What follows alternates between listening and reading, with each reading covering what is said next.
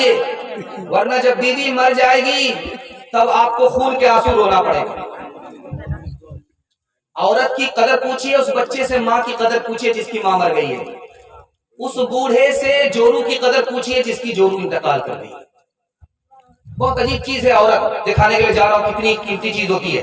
ये मोती है, मोती, उसमें पानी होता है, इसलिए वो सोना से भी ज्यादा कीमती, चांदी से भी ज्यादा। वो पानी अगर निकल जाए उस मोती की कोई कीमत नहीं है।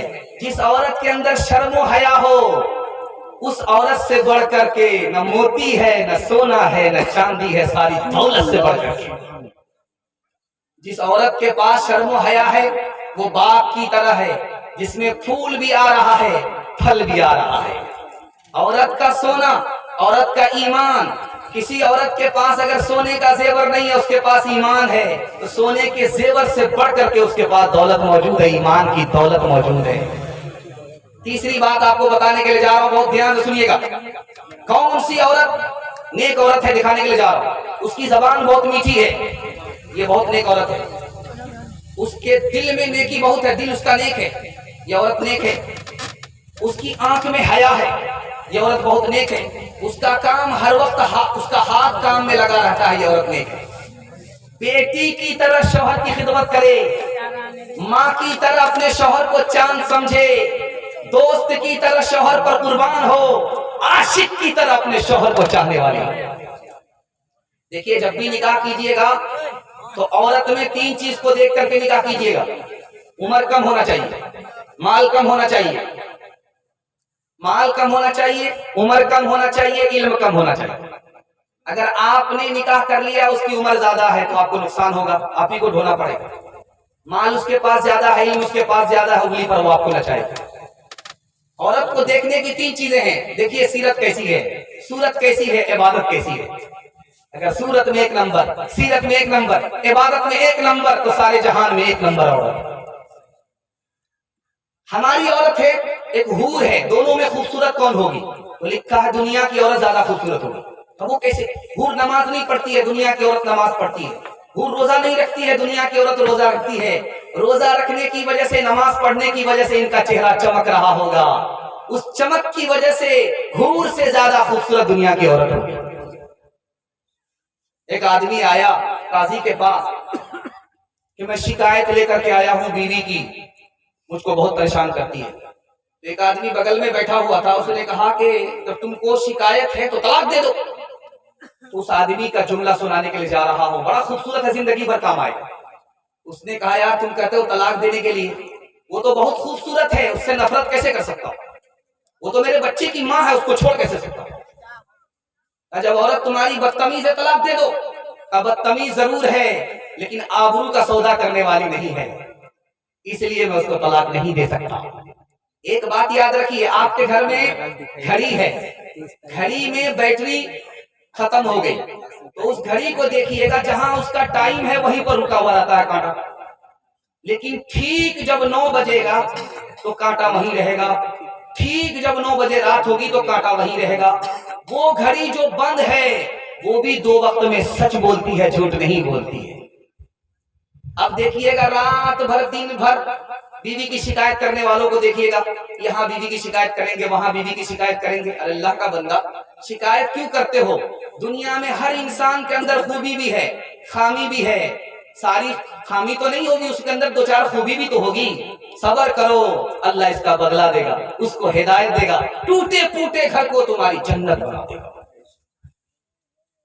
न थी हाल की जब हमें अपनी खबर, न थी हाल की जब हमें अपनी खबर, रहे देखते औरों के ऐबों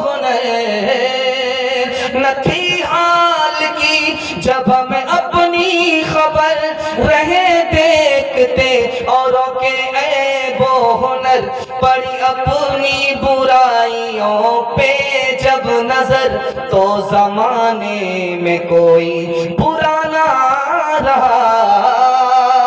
बुरा जो देखन में चला, बुरा न मिलिया कोई, बुरा जो देखन में चला, बुरा न मिलिया कोई। जो दिल खोजा अपना, जो दिल मुझसे बुरा न कोई, मुझसे बुरा न कोई।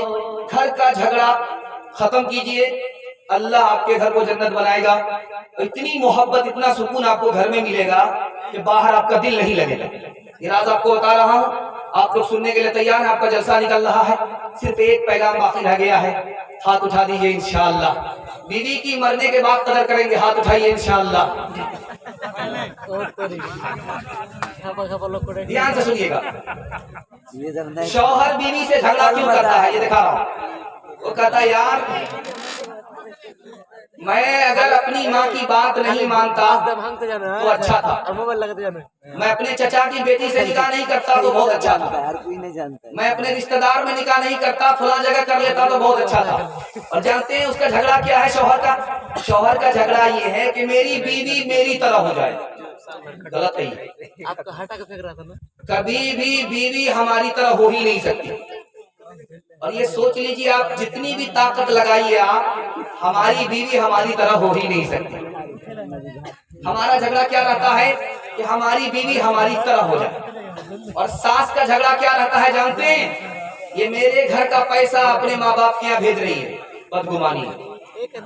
ये मेरे बेटे पर हुकूमत कर रही है, बदगुमानी है। मैं इस घर की मालिक हूँ, मेरी बहू मेरे घर की मालिक नहीं है। इसकी वजह से सास का झगड़ा रहता है। और बहू का झगड़ा क्या रहता है? जल्दी से आपका जलसा निकल रहा है, बिल्कुल बैठ जाइए। जलसा आपका निकल रहा है, दुआ तक आपका जलसा पहुंच गया है, ध्यान से सुनिएगा। बहू का क्या झगड़ा रहता है कि मुझे बाप ने रानी बना करके भेजा है, मैं किसी की नौकरानी नहीं हूँ। अगर आज दब गई ये लोग जिंदगी भर दबाएंगे। और ननद का भुजाई से क्या झगड़ा रहता है कि ये भाभी मुझको रोकने वाली कौन होती है, टोकने वाली कौन होती है, मेरी मर्जी है, मैं जहां जाऊं, जिससे बात करूं, जहां से आऊं, ये भाभी मुझे टोकने वाली कौन होती है। अब देखिए झगड़ा कैसे खत्म होगा, सुनने के लिए आप लोग तैयार हैं? झगड़ा खत्म करने के लिए तैयार हैं? हाथ उठा दीजिए। बेटी की तरफदारी में दामाद को जेल भेजेंगे, हाथ उठाइए। इंशाअल्लाह बिल्कुल सही जा रहा है। ये देखिए इस पर भी कोई ना कोई हाथ उठा रहा है, जरा ध्यान से सुनिएगा। शौहर अपनी बीवी से कहे कि तुम मेरे माँ बाप की खिदमत करो, मैं तुम्हारे माँ बाप की खिदमत करूंगा, उसी दिन झगड़ा खत्म हो जाए। आप तजर्बा करके देख लीजिए। अगर बीवी का झगड़ा शौहर से होता है, शौहर का झगड़ा बीवी से होता है, तो शौहर अपनी बीवी से कह दे कि यार आज के बाद मैं तुम्हारे माँ बाप की खिदमत करूंगा, तुम मेरे माँ बाप की खिदमत करो, उसी दिन झगड़ा खत्म हो जाए। भाभी को ननद अपनी बड़ी बहन समझ ले, और भाभी अपनी ननद को ननद नहीं छोटी बहन समझ ले, झगड़ा उसी दिन खत्म हो जाए। सास अपनी बहू को जिस दिन अपनी बेटी मान लिया, उसी दिन झगड़ा खत्म हो जाएगा। बहू जिस दिन अपनी सास को सास नहीं बल्कि माँ समझ लिया, उसी दिन झगड़ा खत्म हो जाएगा। एक औरत आई ताबीज लेने के लिए, तो आमिर साहब ने पूछा कि क्यों ताबीज लेना चाहती है? मेरा शौहर मुझको डांटता बहुत है, मारता बहुत है। तो कहा एक काम करो, मैं पानी पढ़ देता हूँ, जब भी तुम्हारा शौहर गाली बोले तो मुंह में पानी रख करके बैठ जाना, कुछ नहीं बोलना। तो जब भी झगड़ा हो मियाँ बीवी में, तो औरत जल्दी से जाए, झट से पानी निकाले, तो 4 घोंट लेकर के बैठ जाए, झगड़ा था। क्योंकि आमिर साहब को समझ में आ गया कि उसका हाथ चलता होगा, इसकी जबान चलती होगी। जिस दिन उसका हाथ चलना बंद हो गया, इसकी जबान चलना बंद हो गई, वही दिन वो घर जो टूटा फूटा है वो जन्नत बन जाए। सास के यहाँ दामाद आया, दामाद आकर के बैठा हुआ है कि आज मुर्गा मिलेगा खाने के लिए। सास चालाक थी, एक दिन मुर्गा खिलाएंगे, रोज दामाद खाने के लिए। सोचा आज इसका इलाज करते, कभी नहीं आएगा। खिचड़ी पका करके दे दी। अब दामाद ने जो देखा खिचड़ी, तो सर में दर्द हो गया। तो सास को कहता है डांट करके, ये मेहमान खाना है कि जेल खाना? मैं दामाद हूँ या कैदी हूँ? खिचड़ी दे दिया। सास बड़ी चालाक थी, उसने कहा बेटा खिचड़ी को बुरा भला मत कहो, ये खिचड़ी बहुत अच्छी ग़िज़ा होती है, अमीर भी खा लेते हैं, गरीब भी खा लेते हैं, किसी का पेट खराब नहीं होता। समझ में आ गया मुर्गा बचाने की प्लानिंग है।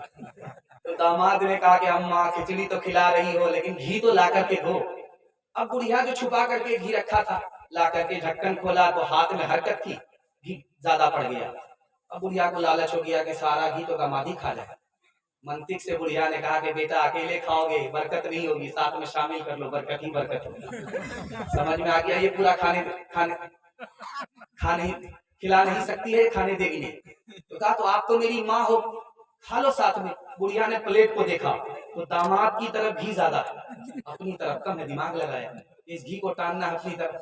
अब बेटा मैं तुमसे नाराज हूँ, तुमने मेरी बेटी को फला महीना में फला हफ्ते में ये दुख दिया है, ये दुख दिया है, ये दुख दिया है, सारा घी इधर का। दामाद भी उसी सास का था, समझ में आ गया कि भैया बहुत चालाक है। तो दामाद ने कहा कि अम्मा कौवे से ज्यादा कौवे का बच्चा चालाक होता। अगर मैंने वो दुख दिया है, वो दुख दिया है, वो दुख दिया है, तो ये सुख भी दिया है, ये सुख भी दिया है, ये सुख भी दिया, सारा घी इधर टांग लिया। सुख को मिलाना पड़ता है तब जिंदगी कटती है।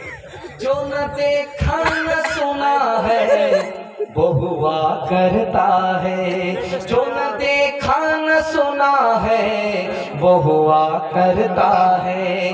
अब तो बेपर का परिंदा भी उड़ा करता है, गालियां कोई दुआ कोई दिया करता है। अपना हर शख्स का किरदार हुआ करता है। अपने घर में भी सुकून से नहीं रह पाता मैं, अपने घर में भी सुकून से नहीं रह पाता मैं। रोज घर में मेरे तूफान उठा करता है, रोज घर में मेरे तूफान उठा करता है। आखिरी पैगाम देकर के मैं आपके जलसे को मुकम्मल कर रहा हूँ, इसको बहुत ध्यान से सुनिएगा। ये जलसे का आखिरी खुलासा है जो मैं आपके सामने रखने के लिए जा रहा हूँ। आखिर में कबूलियत की घड़ी में दिल से दुआ करता हूँ अल्लाह पूरे जलसे को कबूल फरमाए, हमारे सुनाने को आपके सुनने को बेहद कबूल फरमाए। ध्यान से सुनिएगा। इस्राइल अलैहिस्सलाम हजरत याकूब के पास आए, कहा कि भाई आप रूह कब्ज करते हो? तो कहा कि हाँ करते हैं। कहा कि मेरी रूह जब कब्ज करने के लिए आना तो पहले बता देना। हजरत इस्राइल आ गए रूह कब्ज करने के लिए। याकूब अलैहिस्सलाम ने कहा यार तुम अजीब आदमी हो, हमसे वादा किए थे कि रूह कब्ज करने से पहले बता देंगे, बताया नहीं। 3 मरतबा बताया।